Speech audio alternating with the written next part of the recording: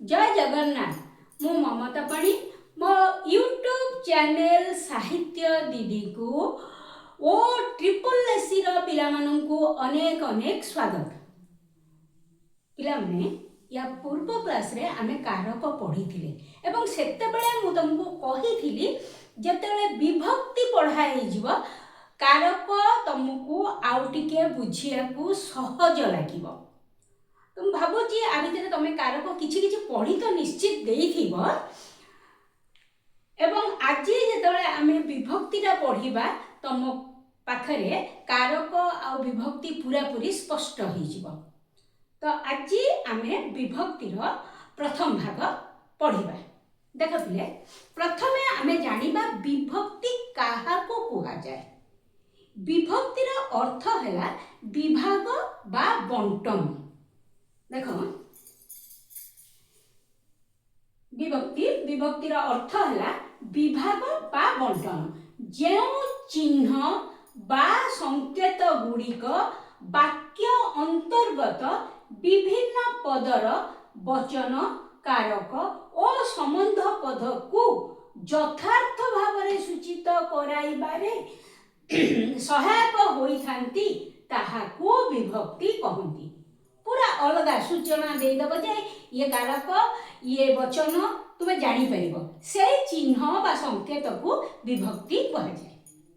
ओडिया रे 6 गोटी कारक आमे पढ़ी छंदी 6टा कारक मात्र विभक्ति संख्या 7 आमे जानी छंदी जे विभक्ति 7 सेतबे भी कहिदिली किंतु कारक 6 कारण षष्ठी विभक्ति रे कोनोसी कारक सूचित हुए नाही। एथिरो स्पष्ट जना जाए जे क्रियापद सहित कारक संपर्क स्थापन करिया को बाध्य किंतु विभक्ति बाध्य नुहे। अच्छा एटा तमे जानिछ क्रिया सहित कारक संपर्क रखिया को बाध्य। क्रिया सहित संपर्क न रखिले कारक हेई परिबनी किंतु विभक्ति बाध्य नुहे। अच्छा तापर हमें देखिबा विभिन्न कारक रे व्यवहृत विभक्ति चिन्ह गुड़िक निम्न रे प्रदत्त। को कारक रे को विभक्ति कारक पढ़िला बेले मध्य मु कहिछि एबे मु ताकू पूरा क्लियर करिया पई एठी लिखि देछि। एठी कारक एठी विभक्ति विभक्ति रे एकवचन चिन्ह बहुवचन चिन्ह। देखो कर्ता कारक प्रथमा विभक्ति एकवचन चिन्ह नाही बहुवचन चिन्ह ए मान माने गुड़िक गुड़ाक गुड़िए गुड़ाए एटा होची कर्ता कारकर प्रथमा विभक्तिर चिन्ह। कर्ता कारकरे प्रथमा विभक्ति हुए तापर आसिला कर्म कारक कर्म कारकरे द्वितीय विभक्ति हुए। एगुडा तो तुमको कारक पढ़ेला बेले टिके टिके पढ़ेइथिली। कर्म कारक द्वितीय विभक्ति हुए। द्वितीय विभक्ति एक वचन चिन्ह है कुं कु किं की कई ठाकु ए। द्वितीय विभक्ति बहुवचन चिन्ह है कु मानंको गुड़िकु गुड़ाकु मानंको ठाकु। करण कारक तृतीय विभक्ति हुए तार चिन्ह है करण कारक तृतीय विभक्ति एक वचन चिन्ह। तृतीय विभक्तिर एक वचन चिन्ह ए रे द्वारा देई कर्तृक। तृतीय विभक्तिर बहुवचन चिन्ह मानंक रे मानंक देई मानंक द्वारा मानंक कर्तृक गुड़िक देई। संप्रदान कारक रे चतुर्थी विभक्ति हुए आमे आगुरु जानिछंदी। चतुर्थी विभक्तिर चिन्ह कुं कु किं की कई पाई निमित्त सकाशे उद्देश्य। चतुर्थी विभक्तिर बहुवचन चिन्ह मानंकु मानंक सकाशे मानंक निमित्त मानंक उद्देश्य मानंक पाई गुड़िकु गुड़िक सकाशे गुड़िक पाई गुड़िक निमित्त। एगुड़ा पिले तुम सब मन रखिया को पड़िबो। अपादान कारक रे पंचमी विभक्ति हुए। पंचमी विभक्तिर एक वचन चिन्ह उ उ हु ठु रु ठारु ठौ तहु। पंचमी विभक्तिर बहुवचन चिन्ह मानंकरु मानंकठु मानंक ठारु मानंक ठौ गुड़िकरु गुड़िकठू गुड़िकठारु गुड़िकठाऊ। तापर आसिला षष्ठी विभक्ति। आमे कारक पढ़िला बेले पढ़ेइतिली संबंध पदरे षष्ठी विभक्ति हुए है। संबंध पदरे कारक नुह।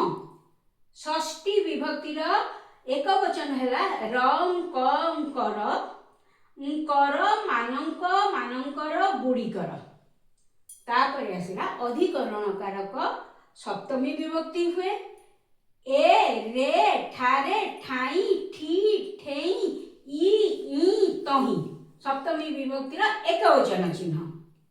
सप्तमी विभक्तिर बहुवचन मानंकरे मानंक ठारे मानंक ठाई मानंक ठी मानंक ठेई गुड़िकरे गुड़िक ठारे गुड़िक ठेई गुड़िक ठाई गुड़िक ठी। बर्तमान पिले आमे जानिले को कारकरे को विभक्ति एवं सेई विभक्तिर एक वचन चिन्ह और बहुवचन चिन्ह। एतिकी तुमको निश्चित भाव में मन रखा पड़ो। तापर देख पिले आमे जानिबा जे ओडिया रे 6टी कारक सह संबंध पद विभिन्न विभक्ति प्रत्यय द्वारा चिन्हित हुअन्ति। केमिति ना कर्ता कारक प्रथम विभक्ति, कर्म कारक द्वितीय विभक्ति, करण कारक तृतीय विभक्ति, संप्रदान चतुर्थी विभक्ति, अपादान पंचमी विभक्ति, संबंध पदरे षष्ठी विभक्ति, अधिकरण कारक सप्तमी विभक्ति। 6टी कारक सह संबंध पद विभिन्न विभक्ति प्रत्यय द्वारा चिन्हित होती। एई विभक्ति प्रत्यय द्वारा चिन्हित होती। तापरे बेले बेले विभक्ति चिन्ह व्यवहृत न हेई मध्य कारक सूचित होई थाए। तार उदाहरण देख सीता फूल गुंथुची। एठी विभक्तिर चिन्ह नाही। एठी आमे कोन कहले विभक्ति चिन्ह व्यवहृत न होई मध्य कारक सूचित हुए।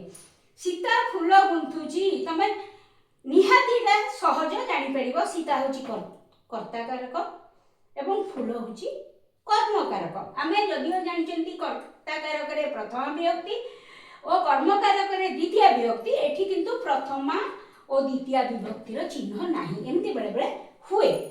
आउ कोन हुए केतेक क्षेत्र रे कारक न होई मध्य पदरे विभक्ति चिन्ह जोग होई थाए। कारक नथिबो किंतु विभक्ति चिन्ह थिबो। एहाकू विभक्तिर विशेष व्यवहार बोली कहा जाए बा कहा जाई पारे। अच्छा आमे जानितले जे कर्ता कारक प्रथम कर्म कारक द्वितीय विभक्ति हे गला। किंतु बेले बेले कोन हुए कारक नाही किंतु विभक्ति चिन्ह अछि। ताकू विभक्तिर विशेष व्यवहार बोली करी आमे कहि परिबा। पिला माने आ पूर्वरु आमे पढिले जे बेले बेले कर्ता कारक नथाई मध्य विभक्तिर व्यवहार हुए जोटाकू विभक्तिर विशेष व्यवहार बोली कहा जाए है। देख मु एठी लिखी विभक्तिर व्यवहार।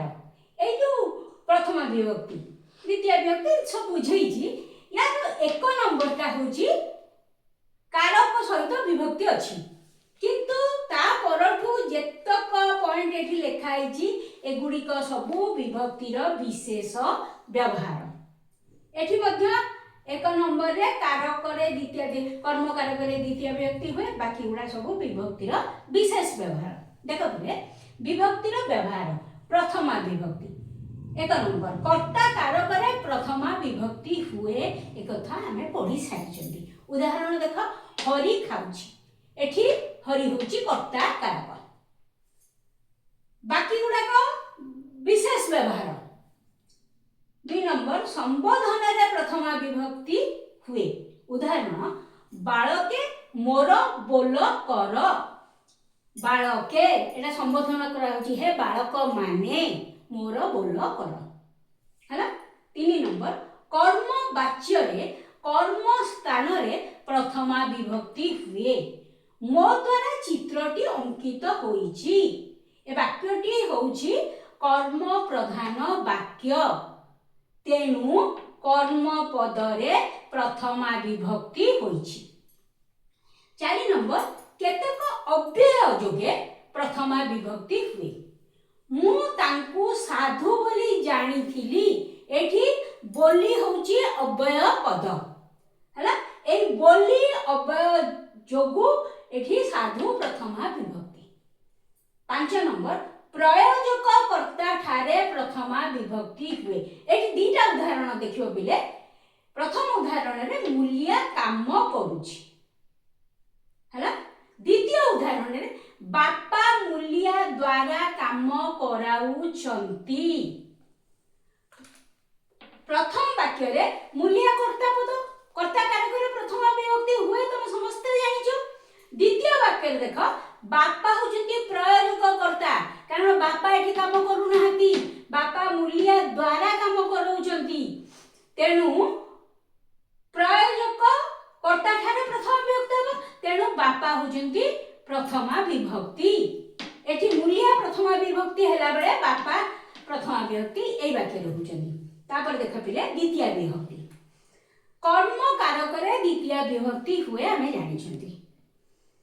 पिला माने रचना लेखुचंती, एटा रचना होची कर्म, पिला माने होची कर्ता, लेखुचंती क्रिया हला। 2 रु 9 नंबर पर्यंत विशेष व्यवहार विभक्तिर। धिक शब्द जोगे द्वितीय विभक्ति हुए। पापी को धिक, पापी को द्वितीय विभक्ति हबो। धिक शब्द थिबारु द्वितीय विभक्ति। 3 व्यक्ति अर्थ रे द्वितीय विभक्ति। इंद्र शपथ दिन वृष्टि कला, शपथ दिन माने 7 दिन व्यापी। चंदका जंगल 5 माइल धरी व्यापीची, अर्थात से जो व्यक्ति जोगरे द्वितीय विभक्ति हबो। तापरे विप्सा अर्थ रे द्वितीय विभक्ति हुए। विप्सा माने दी थर कहबो गोटे शब्द को। भिखारीटी घर को घर बुली भिक मागुची। 5 नंबर विनिमय बा मूल्य अर्थ रे द्वितीय विभक्ति। टंका को 2 खंड पान माने 2 खंड पानर मूल्य 1 टंका बा 1 टंका बदल रे 2 खंड पान मिलिबो, विनिमय। अनुसार अर्थ रे द्वितीय विभक्ति। ता कर्म को एहा फळिला, कर्म को अर्थात ता कर्म अनुसार एहा फळिला। 7 नंबर दूरार्थक और निकटार्थक शब्द जोगरे द्वितीय विभक्ति। मो घर को श्री मंदिर अति निकट, दूर बा निकट हेले द्वितीय विभक्ति हबो। 8 नंबर क्रिया विशेषण रे द्वितीय विभक्ति। तुच्छा को एते मुदी नाही गोड़ कचाडू केते, तुच्छा को द्वितीय विभक्ति। तापर देखो 9 नंबर भय घृणा अर्थ को बुझाउथबा शब्द जोगे द्वितीय विभक्ति। जदि एमिति किछि शब्द कोनोसी वाक्य रे थिबो सेठी द्वितीय विभक्ति हबो। भारतीय सैन्य माने शत्रु को भय करंती नाही, भय शब्द जोगे एठी द्वितीय विभक्ति। साधु माने मिथ्या को घृणा करंती, घृणा शब्द जोगे मिथ्या द्वितीय विभक्ति। तापर आसिला तृतीय विभक्ति। समस्ते जानिचंती करण कारक रे तृतीय विभक्ति हुए। उदाहरण श्री राम शर द्वारा रावण को मारिले, शर द्वारा करण कारक हला। एठी श्री राम कर्ता, मारिले क्रिया, एवं कहा द्वारा रावण को मारिले ना शर द्वारा। 2 नंबर हेतु अर्थ रे तृतीय विभक्ति हुए। वृद्धटी रोग रे छटपट हेउची, रोग हेतु छटपट हेउची। इलाम देखो 3 नंबर तृतीय विभक्ति रो 3 नंबर क्रिया विशेषण रे तृतीय विभक्ति हुए। उदाहरण प्रश्न रो उत्तर संक्षेप रे लेख। केमिति लेख ना संक्षेप रे लेख। क्रिया रो विशेषण एटा, हां क्रिया रो अवस्था है, तेणु संक्षेप रे तृतीय विभक्ति। 4 नंबर मूल्य बा विनिमय अर्थ रे तृतीय। आमे मूल्य बा विनिमय अर्थ रे द्वितीय भी पढ़िथिले, एटा तृतीय। 100 टंका रे बहिटी किना हिची माने 100 टंका दबा परे बहिटी म आनिची बा किनिची। 5 नंबर कर्म वाच्य रे कर्ता ठाने तृतीय विभक्ति। श्री कृष्ण द्वारा पूतना हत हेला, एटा कर्म वाच्य एवं श्रीकृष्ण द्वारा कर्ता ठारे तृतीय विभक्ति श्रीकृष्ण द्वारा। 6 नंबर जाति गोत्र वर्ण नाम प्रकृति स्वभाव प्रवृत्ति जोगरे तृतीय विभक्ति हुए। केते गुडे वाक्य मुझे करिछि देख उदाहरण से जाति रे ब्राह्मण। 2 नंबर वाक्य राम गोत्र रे भरद्वाज विभक्ति चिन्ह रे है हरि वर्ण रे गौर छात्रटी सुरेश नाम रे परिचित। 5 नंबर उदाहरण से स्वभाव रे खूब मिष्टभाषी एई जोगरे बा एई शब्द जोगरे तृतीय विभक्ति हबो। आउ कोडी तृतीय विभक्ति हबो। 7 नंबर उणा अधिक सान बड़ हीन शून्य प्रवृत्ति यदि वाक्य रे थाए तेबे तृतीय विभक्ति हबो। 1 नंबर उदाहरण मधु हरि ठारू बड़ रे अधिक अधिक शब्द से बयस रे मो ठारू बड़ शब्द। 3 नंबर से दुई भाई केही काहारी ठारू गुण रे उणा नुहंती है। 3-4 उदाहरण एठी मु देइछि किंतु मने रखिबो एई शब्द जोगरे तृतीय विभक्ति हबो। 8 नंबर अपवर्ग बा फल प्राप्ति बुझेले जोठी फल रे पाई सारिछु सेठी तृतीय विभक्ति। केमिति से 3 वर्ष रे हाई स्कूल पाठ शेष कले माने एठी फल मिली गला पाठ शेष कले 3 वर्ष रे एटा तृतीय विभक्ति। 4 मास रे घरटी तयारी सरिला एठी मध्य घर संपूर्ण हेबाकू 4 मास लागिला फल प्राप्ति जोगरे। 9 नंबर प्रयोजनार्थक पद जोगरे तृतीय विभक्ति। प्रयोजनार्थक पद बुद्धि नथिले बଳରେ की प्रयोजन गुण नथिले धन रे की प्रयोजन हेला तृतीय विभक्ति सरला। पिले चतुर्थी विभक्ति देख संप्रदान कारक रे चतुर्थी विभक्ति हुए एटा हम जानिछु।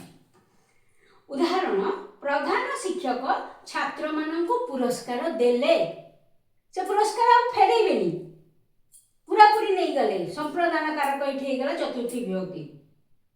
2 निवारण अर्थ रे चतुर्थी विभक्ति हैला रोगी को औषध दियो मशा को धुआं दरकार एठी रोगी औषध खाइले रोग भल हबो मशा को धुआं देले मशा चली जीव तेणु निवारण अर्थ रे चतुर्थी विभक्ति। निमित्तार्थे चतुर्थी विभक्ति निमित्त अर्थ रे बड़ लोकंकु उत्तर नहीं। 2 नंबर वाक्य स्वर्ग को निशुणी नहीं अर्थात स्वर्ग निमित्त सीढ़ी नहीं एवं बड़ लोकंक निमित्त कोनोसी उत्तर नहीं। रुचिबा अर्थ रे चतुर्थी विभक्ति हुए रोगी को पथ्य रुचे नहीं माने भल लागेनी। 5 नंबर योग्य अर्थ रे चतुर्थी विभक्ति हुए जेउ घर को जेउ रुओ जेसा को तेसा एटा हला योग्य अर्थ रे चतुर्थी विभक्ति। पिला माने आज तो आमे चतुर्थी विभक्ति जाय सारी देले या पर क्लास रे पंचमी षष्ठी और सप्तमी विभक्ति आमे पढ़िबा। जदि ए क्लास टी तुमको भल लगी थाए निहाती लाइक शेयर और सब्सक्राइब करिया को भूलिबनी रहिली।